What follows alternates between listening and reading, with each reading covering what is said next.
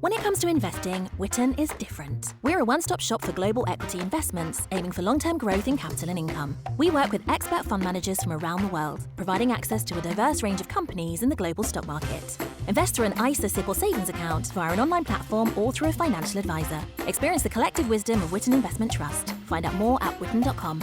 Investing puts your capital at risk. You could get back less than you invest. This financial promotion was approved by Witten Investment Services Limited, FRN 446227 on the 6th of February 2023. It's the week ending Saturday the 29th of April, and this is The Week Unwrapped. In the past 7 days, we've seen thousands of people fleeing Sudan amid gunfire and explosions in Khartoum, President Biden announcing he will be running for re-election in 2024, and the death of Calypso King Harry Belafonte at the age of 96. You can read all you need to know about everything that matters in The Week magazine, but we're here to bring you some stories that passed under the radar this week. Big news not making headlines right now, but with repercussions for all our lives. I'm Olly Mann, and let's unwrap the week.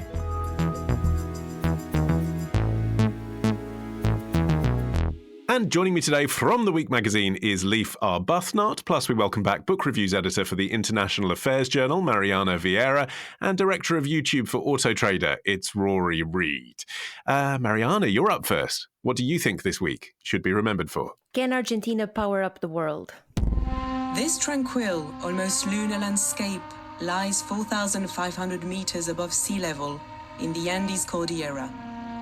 Pristine salt flats, volcanoes, and blue lagoons make up a unique ecosystem that's lain largely undisturbed for millennia. But now that serenity is being shattered as men and their machines search for white gold, lithium. Argentina's white gold. Will its lithium boom end badly? A report from Al Jazeera English last month. Mariana, what's the story? So Argentina is set to finalize a host of lithium projects that will help triple its outputs in the next 2 years. So the country is currently the fourth largest producer of what it's sometimes called the white gold. Lithium is a key metal which is used in batteries for electric vehicles and considered essential. And it's considered essential for the clean energy transition. So according to Franco Minaco, the president of Argentina's Chamber of Mining Business, the country has 6 lithium projects under construction and 15 in advanced exploration or feasibility stage. Wow. Okay, and that phrase you use, white gold, that's something I've learned this week. The other phrase that caught my eye was the lithium triangle. Argentina's part of the lithium triangle, isn't it? What are the other two constituent elements? So the other 2 members of the lithium triangle are Chile and Bolivia. And another sentence that I came across is that Bolivia is considered the Saudi Arabia of lithium. Goodness. Okay, so I mean, geographically, it's there because that's where the lithium is. It's also in Australia, though, isn't it? So Argentina, Bolivia, and Chile comprise the lithium triangle, as we talked about, and they are home to almost 60% of the world's lithium resources, so 52 million tons. Within the triangle, Chile has the largest known reserves, 9.3 million tons, followed by Australia, 6.2 million tons, Argentina, 2.7 million tons, and then China, 2 million tons. And this is, as Mariana was suggesting, Rory, a very important thing to mine, isn't it? Particularly in your world of electric vehicles. Yeah, absolutely. So lithium is one of the major ingredients when you're looking to create batteries, not just for electric vehicles, but for other types of energy storage as well. We're seeing increasingly homes being reliant on battery power. And also there's a trickle-down effect. So once electric cars, batteries have moved on past their usable lifespan, they're then moved over into other areas, for example, powering homes. And this is a huge deal because without lithium, then our transition from internal combustion engine vehicles to the world of electric-powered vehicles, which is happening by 2030 as it stands at the moment in Europe, will not happen. So, yeah, South America is going to play an absolutely massive role in the production of the cars that we drive in the future. But is that talked about much? You know, when you're discussing this with electric vehicle manufacturers and fans, do they discuss the extent to which the whole industry is reliant on those American countries? Normally it's China. We think that China is the biggest player in the world of battery production because they tend to have a stranglehold right now on battery production because they're the ones that have the capacity to actually manufacture the batteries. The problem China have, though, is that they don't have access to all of the raw materials required to make the batteries. So they're looking to other nations in order to source those materials. And as we just heard earlier, South America have one of the world's largest reserves of lithium. So what I've heard is that they're making huge kind of geopolitical moves to slide up next to countries in South America and invest in the development of lithium mines, for example, in order to ensure that they have the raw materials needed to maintain their stranglehold on the production of batteries. People are talking about Latin America as the Saudi Arabia of batteries and likening it to the impact that the Middle East has on the production of oil. Yes, but those Chinese companies, Leaf, are very much involved, aren't they? I mean, in that video we just played a clip from, it was a Chinese company that allowed the cameras in to see what they were doing in Argentina. So the analogy doesn't quite hold, does it? I mean, Aramco is a big sort of end-to-end supplier. They don't necessarily need, Shell or BP or whoever, whereas it sounds like Argentina and Chile and Bolivia, they do sort of need the likes of Chinese companies to be doing the mining there. Yeah, and in Bolivia, it's much more kind of state led, and that has been associated with kind of not very efficient operation. It's not just the famous lithium triangle that China is interested in. It's also a Chinese company also recently announced it was going to buy a stake in a lithium operation in Mali. So, we're seeing, people getting neurotic about this, I think with good reason, that China is kind of, with the US maybe taking a bit of a less of a prominent role on the world stage, China is busy shoring up, its control of quite important parts of the global kind of industry when it comes to EVs. So yeah, I think that we're sort of paying the price for a more timorous foreign policy. That's not to say that Britain should be pumping in to places like Argentina to rinse them of their lithium supplies, but certainly there's a race going on, and it could be argued that the West is falling behind. This is an enormous opportunity then, Mariana, for Argentina, but I guess it's also quite intrusive, isn't it, drilling into the salt flats? How are the locals responding? Argentina doesn't have as much of a local resistance. Not funnily enough, horribly enough, Argentina is dealing with other priorities in terms of having over 100% rate of inflation at the moment. They have their elections coming up, so I feel like it's falling a little bit slightly below the radar. And curiously, it's one of the only topics in which the two coalitions that sort of tend to be in power in Argentina actually agree on. So they, unlike Bolivia and Chile, Argentina has a much more free market-based approach to mining lithium. And it's something that it's seen as a very important resource for the country. And so there tends to be quite a bit of agreement. And also, I was looking a little bit into this. For Argentina, it is the regional governors who have control or authority over the mining practices, not so much the central government. And so it seems like they sort of managed to run the industry a little bit more freely and with perhaps more economic interests at heart, as opposed to the resistance that we've seen, especially in Bolivia, in other countries such as actually Portugal, which I would know about.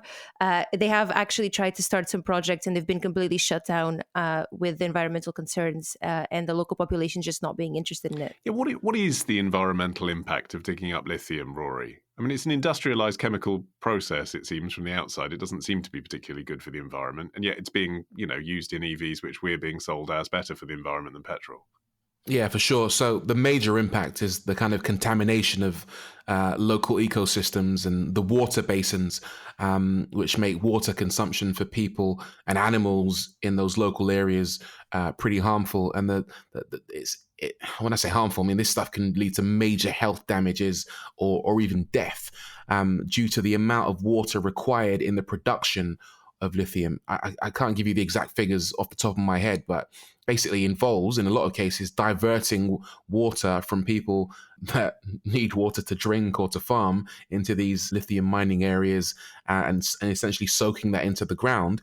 And then, as well as limiting the amount of water that people have access to, that contaminated water then kind of finds its way back into the local ecosystems and can really cause some pretty horrible damage to wildlife and as well as human beings. So people often think about batteries in electric cars in particular as having a net zero effect on the pollution in the world that we live in, but actually the production of these batteries does have a major impact on the people on the ground in these mining areas. And then, Leif, they have to be disposed of as well. Why do you think we are so focused on this right now as the solution to the climate crisis? Well, I think it's a lack of options, honestly. It's one of these stories where you're kind of confronted with the sort of brute realities of living on a planet with limited resources. Whichever way we turn to try and decarbonize, there are kind of trade-offs. And some of these Chileans and locals will be paying for our kind of grand projects to stop belching out so much carbon. It can be a pretty it reminds me a bit of other sort of oil rushes and stuff like that. But there was a terrible incident in 2016 when the deputy interior minister in Bolivia was killed, bludgeoned to death by striking miners. There's a sort of darkness to this, to what's going on, which can really move politics in quite dramatic ways as well. And we in the West, buying Teslas and kind of forget that all this kind of rests, this happy green economy that we're trying to build rests on some pretty dark, difficult realities. I just wanted to pick up on Leif's point about the limited resources, because the more I thought about it, the more I thought about how unsustainable the renewable energy transition, sort of the whole conversation is, because it depends on, we've talked about it, but it depends on natural resources that exist in fixed amounts and are very much non-renewable. I was looking at some numbers from the International Environmental Agency, and they talked about how a quick calculation shows that if all the conventional cars that we have now, the ones that use petrol, gas, or diesel, were replaced by electric cars, the world would run out of lithium in around 5 decades. So within 51 years, we would exhaust the 14 million tons of proven reserves that we have right now.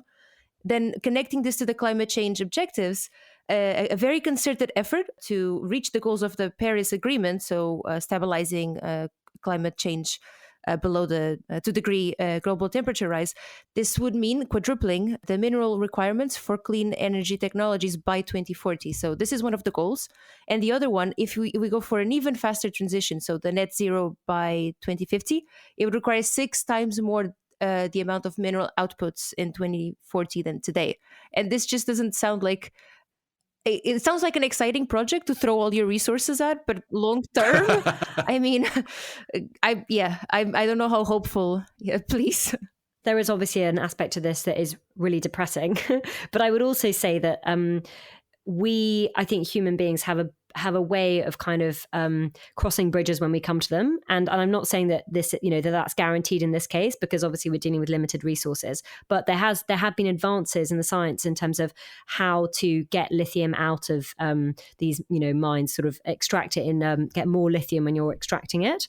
And so one of my hopes in this area is that we get way better at we get more bang for our buck, as it were, with our lithium mining operations kind of worldwide. And also one of your hopes, Rory, presumably, and those of the car manufacturers, is that we don't need as much lithium in the cars, right? They become more efficient at that. Yeah, for sure. So there are alternatives to lithium. So we mustn't forget as well that the lithium isn't like a silver bullet when it comes to creating batteries. There's loads of other bits in there. There's graphite, aluminium, nickel, copper, steel, manganese, cobalt. Very, very importantly, I think lithium only makes up about 3% of a battery. So yes, it's important, but other chemicals, other compounds are actually very important as well. And the lithium can be swapped out, hypothetically at least, for nickel or graphite. So I think I heard someone describe lithium as almost a salt in the salad, because it's such a minute amount in terms of the overall ingredients in the creation of batteries. And if we can get to a stage where we're less reliant on lithium, then I think we'll be in pretty good shape. And that actually looks pretty likely in the end. I think we should also bear in mind that there is a possibility of the development of e-fuels as well. So totally carbon neutral fuels that you still pump into your car, like you go to a petrol station. And Chile is actually playing a huge role in the development of e-fuels. So basically they extract hydrogen from water using renewable electricity, and then through a long-winded process basically end up with fuels that are completely carbon neutral. That won't be a massive solution in the near future, but perhaps at some point in the distant future, that will be an option for us as well. And in the short term, Mariana, finally, Argentina has a general election at the end of this year. Do you think this will impact things? They have the final elections in October, but they have the primaries running in August. And so the more I looked into it, the more I felt like there was a bit of uncertainty about what's going on. I mean, the current president has said that they will not run for the next election they just announced this last week. The other two people who could have potentially run for the election, Mauricio Macri, who is the leader of the main center-right opposition, and he was the president from 2015 to 2019, is also not running. The current vice president, who has been at odds with the current president, is also ruled herself out of the race. So it sounds very uncertain, but at the same time, because of the dynamics that I was mentioning earlier about the regional control over the mining, it's less likely to have an impact on this and much more likely to have an impact on the other concerns that society has, from how much it's falling below crushing poverty, how much it's got to do with inflation and other more pressing concerns. Okay. Rory, you're up next after this. When it comes to investing, Witten is different. We're a one-stop shop for global equity investments, aiming for long-term growth in capital and income. We work with expert fund managers from around the world, providing access to a diverse range of companies in the global stock market. Invest through an ISA, SIPP or savings account via an online platform or through a financial advisor. Experience the collective wisdom of Witten Investment Trust. Find out more at witten.com. Investing puts your capital at risk. You could get back less than you invest. This financial promotion was approved by Witten Investment Services Limited, FRN 446227 on the 6th of February 2023.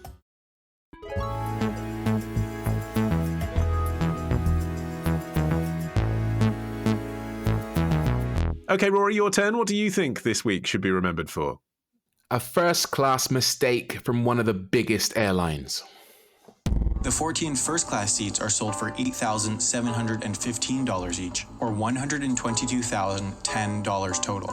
So, once again, the 14 passengers at the front of the plane make the airline more money than the 122 at the back of the plane. In total, the 3 premium cabins, premium economy, business, and first, make the airline on this flight $550,034. That means that 45% of the passengers account for 84% of the airline's revenue.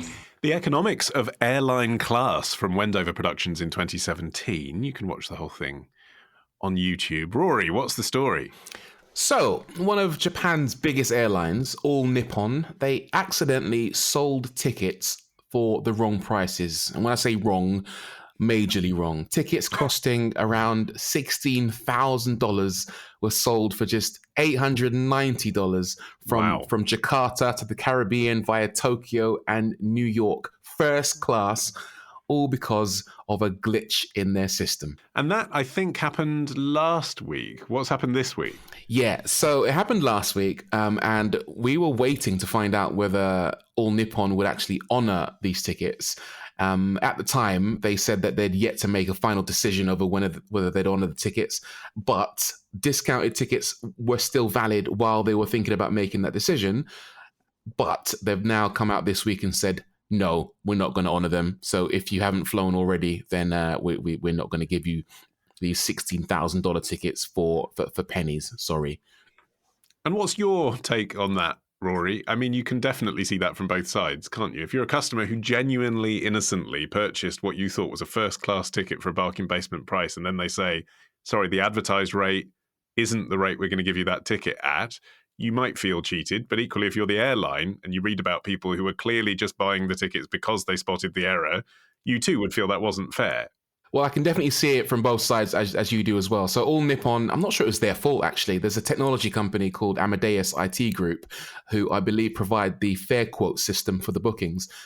They were the ones that confirmed the pricing error. I'm going to assume they played a role in the mistake. But why these mistakes happen? Normally, human error. There's currency conversion errors, which can sometimes miscalculate the fees. But as we heard earlier from Wendover, the people in business class and first class, and even the small premium economy cabins, make the airlines much more money than the people in economy who pay almost next to nothing. So when you're giving away the tickets, the $17,000 tickets that you rely on largely to keep your airline in the air, you can understand that All Nippon might be losing out on a big chunk of cash. And I do, the people who bought these tickets, I do see it as them being kind of, taking advantage of a situation, because you're never going to find a first class ticket that normally costs 16 grand for less than 1,000. So there was one guy who actually bought $250,000 worth of tickets for $17,000, and he admitted that he did it because he was going to give them to his mates, his friends and family. He just snapped them up instantly. So obviously he's taking advantage. Yeah, but Leif, if you've got $17,000 to punt away because you've spotted an opportunity, then you are the kind of customer that they do want. I mean, you might not be buying first class tickets normally, you're going to be buying economy class tickets, but you've got money. They don't want to annoy you. Yeah, well, in this case, I've got to say, my sympathy lies with all the people who were smart enough to spot the error and buy the hell out of the tickets. I feel like it's a sort of David and Goliath story, and I feel annoyed that Goliath has come and said, "Actually, no, we're not going to honour your tickets." It seems it's boring and it's unfair in my view.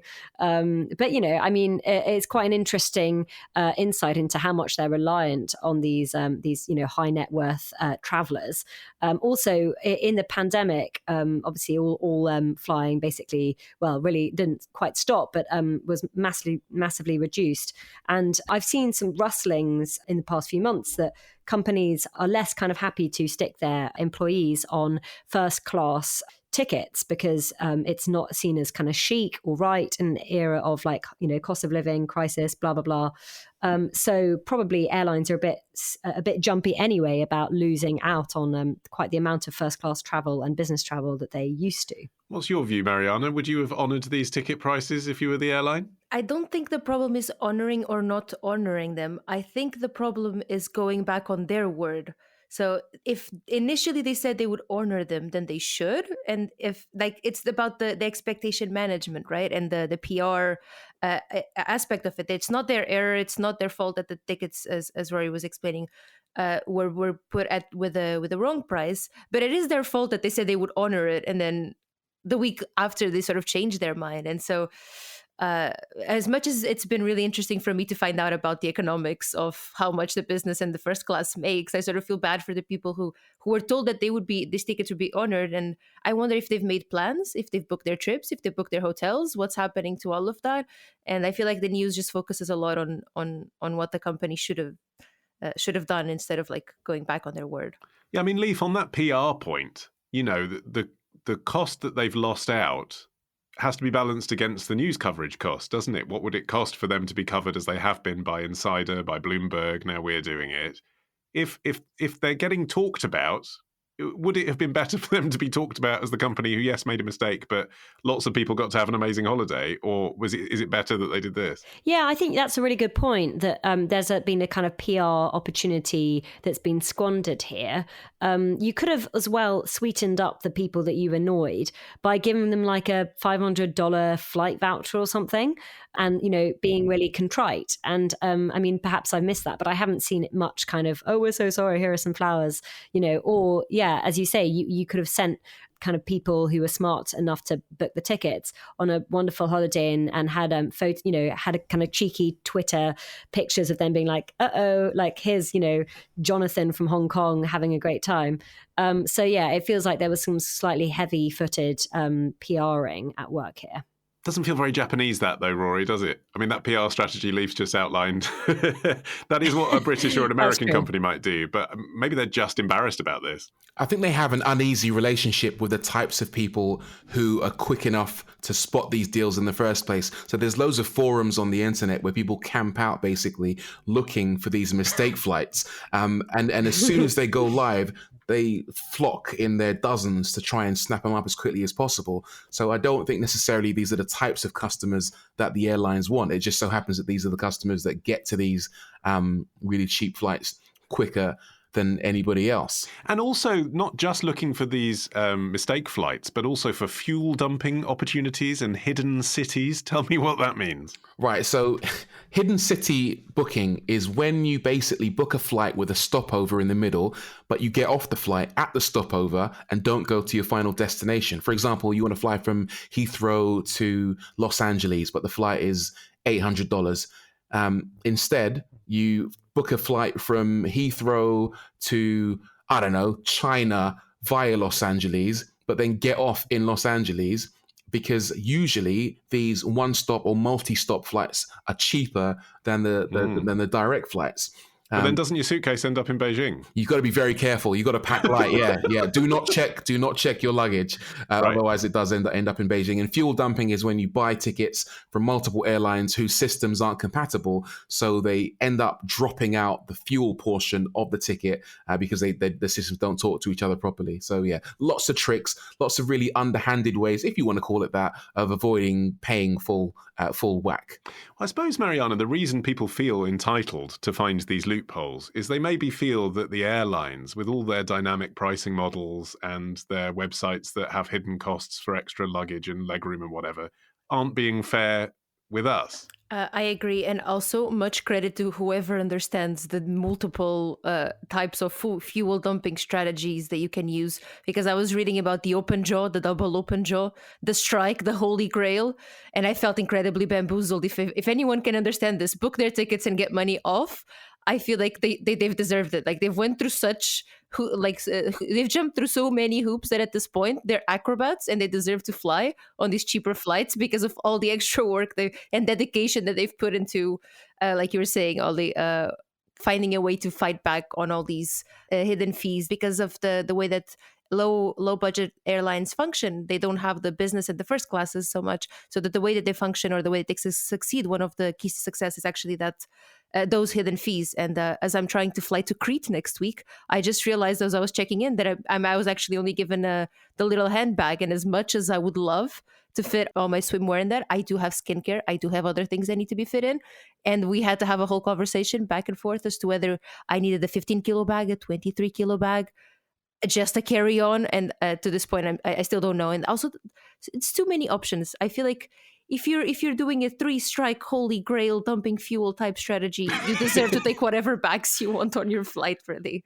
Yeah, but there is this feeling, isn't there, Leaf? It reminds me a little bit about the supermarkets now that have this kind of dual pricing strategy, don't they? So if you're a member of Clubcard or Nectar, then you get a discount, but if you're not, you pay more, where it's kind of like, okay, so if you're technically savvy and basically under 50, then you're more likely to get a discount because you know how to look for it. I mean, that just feels fundamentally wrong.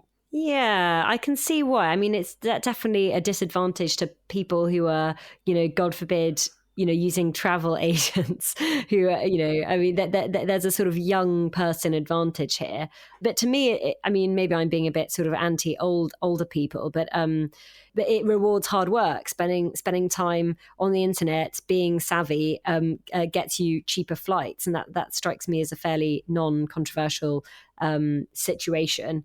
I quite like the fact that you can get sort of rock bottom prices without having to give up on stuff like luggage, because I'm a very obsessively light packer, and so it gives me great pleasure to sort of do over EasyJet and Ryanair by not taking any luggage, by not choosing my seat, by not having speedy boarding. I'm like, yeah, I'm basically flying for free. You're making a loss on me, and I'm sorry for that. Please teach me, Leaf. Teach me the ways. I went skiing last week, and I just had a backpack. That was like my greatest triumph. Although my sister did carry some of my jacket, so she's really the one that was the hero there. I suppose often with these airline conundrums, Rory, there's an issue about sort of where the airline's based as to what regulation they have to comply with, isn't there? I saw this with this story coming out of Japan. Them saying, well, according to Japanese regulations, they're quite entitled to refund the money and say, sorry, we put it on at the wrong price. But if they were an American airline, they wouldn't do that. It does seem confusing for customers. Yeah, definitely. As you say, depends on where you are as to whether the company has to honour it. I actually looked into where we would stand in the UK, and according to the Citizens Advice Bureau, if you have a contract, the company can't usually cancel your order, even if they realise they've sold you something at the wrong price. But they can cancel it if it was a genuine and honest mistake on their part that you should have noticed. So there's a bit of a grey area there. Should you have noticed that you're spending $1,000 on a first class ticket that costs 16 grand? I think they could probably argue that, but equally, if you could play dumb at the same time. So again, there's a very grey area in all of this. Take what you can get. Mariana, if you had $16,000 to spend on an airline seat, Would you, anyway? I've often wondered this. I mean, I like the idea of flying business class everywhere. That would be nice. But I mean, first class, is it worth it anyway? I mean, maybe do it once. I just don't know who are these people who fly first class everywhere.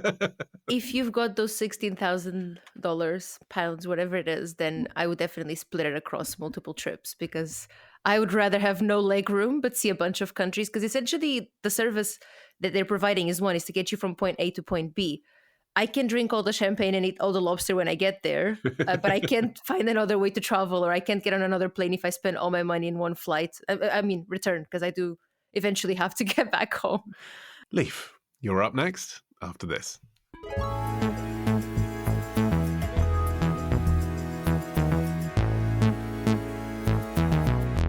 Okay, Leaf, you are finishing the show. What do you think this week should be remembered for? An extremely helpful cat.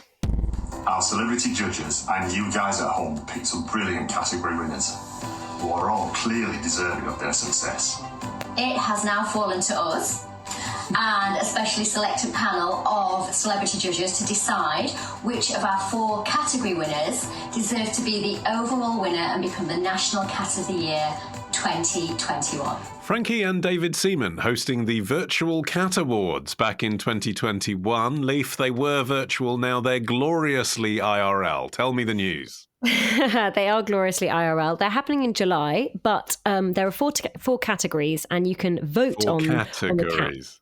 Categories, yeah. So you can vote online, and it's extremely easy. And one of these stories caught my eye, which was about a cat called Zebby, who is a 2-year-old cat from Chesterfield in Derbyshire, who lives with a deaf woman called Genevieve Moss. And basically, Zebby, who hasn't been trained, taps her whenever he hears the phone ringing or the doorbell, to make sure that she can put in her hearing aids and, respond to whoever is calling her or at the door. He also brings her the post. He drags it from the door to her whenever the post lands on the doormat. And if there's a strange noise in the night, then he will tap her to wake her up, to make sure that she's aware of it. So this is just one of many, many heartwarming stories of cats that are extremely good to their owners. And as a fairly recent cat owner, I've been quite struck. One Snoo. Interesting. Why? Very complicated story, but basically it was a rescue cat that I fell in love with online called One Snoo, and then when that cat wasn't available, I got another cat, but I thought One Snoo was a brilliant name for a cat, and so I called him One Snoo. Fine. But anyway, my point is that cats in my fairly recent experience are much more loving and kind of attentive and interested than I think popular culture will have us believe, and this story about Zebby supports that hunch. Do you agree, Rory? No. Do you think cats? No. Oh no. I am a cat owner. I've got 2 cats, Ginger and Thunder. Had them for years, but would they get me the post? Absolutely not. My cat doesn't bring in the post. They bring in dead mice and birds. I find that sweet. They want to hunt for you. I do not find it sweet when there's a half-eaten pigeon scrambling around the kitchen. Sorry to put that picture into your head, but I don't know. Look, I think it's very sweet that this cat does what it does. This Zebby cat that taps her face whenever the phone rings or whenever someone knocks on the door. I just think that I would freak out, because a cat will occasionally be playing with you, right? It will just messing around, and it could be 3 o'clock in the morning. Cat starts tapping her face.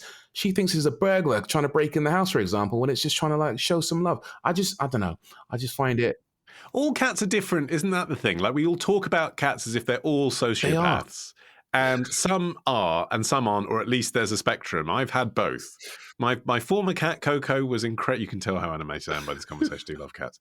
My former cat, Coco, was just really generous with her time, came to me when she saw that I needed her affection, was kind and cuddly and would never scratch and bite. My current cat, Alvin, he literally goes to bed with my wife and takes my place in the bed with his head on my pillow and his body where my body should be. And when I come up to bed, he bites and scratches me when I attempt to get into my own place on the bed. Yeah. So I think all cats are different, aren't they? I mean... I had another cat, Beavis, when I was younger. I was 14. I had a cat called Beavis. We used to have actual fights. And I didn't hit the cat or anything. I'd stroke it. And after a certain amount of time, 9 minutes and 30 seconds of stroking, a switch would go off in its head and it would violently attack me. And if I pushed it away, it would see that as a challenge to its authority. And we would actually have, like, we'd run around the house, me running away from it, but then standing my ground, trying to defend myself.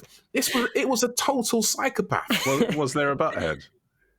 No, there wasn't. I was the butthead, I think. Mariana, you're silently laughing, I think because you're not a cat person. Is that right? Yeah, I do have a dog. And when Leaf was talking about Zebby alerting the owner for the strange noises in the night, I just thought that when I had a cat, it was the strange noise in the night. It would sort of like get up in the middle of the night, do like the Olympic run around the flat, throw everything on the floor, and you weren't really sure what's going on. And I feel like with a dog, when it does something, I can't tell what it needs. What can I do to stop? Like, it goes to the door, it needs to go toilet, I'll take it out. It's barking because it's seen a fox. It makes sense to me. A cat lets itself out and goes to the toilet and doesn't leave the poo exposed on your lawn. How are you saying the dog is more intelligent somehow? I did not say the dog is more intelligent. I just said the dog is more convenient in the sense that I know what it needs. There is predictability. And when the cat starts running around and destroying all my toilet paper, I'm really unsure how to address it. I can't just sit it down and have a conversation and say, listen, this is not the right way to go about this. What do you need? What are you feeling? And I feel like the dog not only doesn't need that, but when it does need something, I can sort of understand it better. So maybe it's me. I'll put it out there. Maybe it's not the cat. Maybe it's not all cats in the world. Maybe it's just me. But to prove that it's not the case, I was looking at I don't know if you guys know how about the domestication of cats. So I had no idea how it actually happened. But just to prove that cats are really not our friends, they started hanging out near humans around the time that the people in the Eastern Mediterranean started farming instead of hunting and gathering. So this change in lifestyle meant that people were starting to accumulate stores of grains like wheat, and it attracted other rodents and pests. So the increased number of rodents attracted the cats. So in other words, there is no reason to suppose that humans actually deliberately domesticated the cats. The cats just found it a good reason, just found it persuasive by themselves to sort of hang out around people because food is there. So it's not us, it's the food guys. They will go away. We are the food in some cases. There was a story a while ago of a woman who died and her cats ate her. And I genuinely believe that if we dropped down dead in this house tomorrow, our cats would go. Oh, my cat wouldn't wait till I was dead. But Leif, what's the science bit then? I mean, why is this the most important story of the week in your view, that the Cat Awards are happening? So this story has alerted me to all sorts of interesting research about kind of cats, and some of these ideas are kind of like some of the findings from the researchers are kind of forcibly changing what we should think of cats, what their characters really are. So, for instance, the idea that cats don't care about us, it's not really borne out by some recent research. Apparently, so there was a study where some cats were presented with a choice of 4 stimuli: for food, toys, scents, or interaction with a human. And for most cats, interaction with a human was the favor of these 4 options. Also, cats really do know, they kind of come to learn their owner's voices. So, for instance, they will kind of recognize it. They just choose not to kind of respond to you when you're calling them sometimes, which is why, I mean, obviously some people won't like that about cats, but I find it quite cool. I find it's like they're doing their own thing. If they don't feel like talking, they're not going to respond. They're spending time with you because they want to, exactly. Not because they're just stupidly, devotionally following you around, totally. empty-brained. And also, the idea, there was a study, another Japanese study in 2021, where that showed that basically cats keep an eye on where their owners are in a room. So if you play the sound of the owner's voice from an unexpected place, and the cat kind of had you down as sitting on the sofa, but then it's playing from a plant, then the cat will look around in great surprise.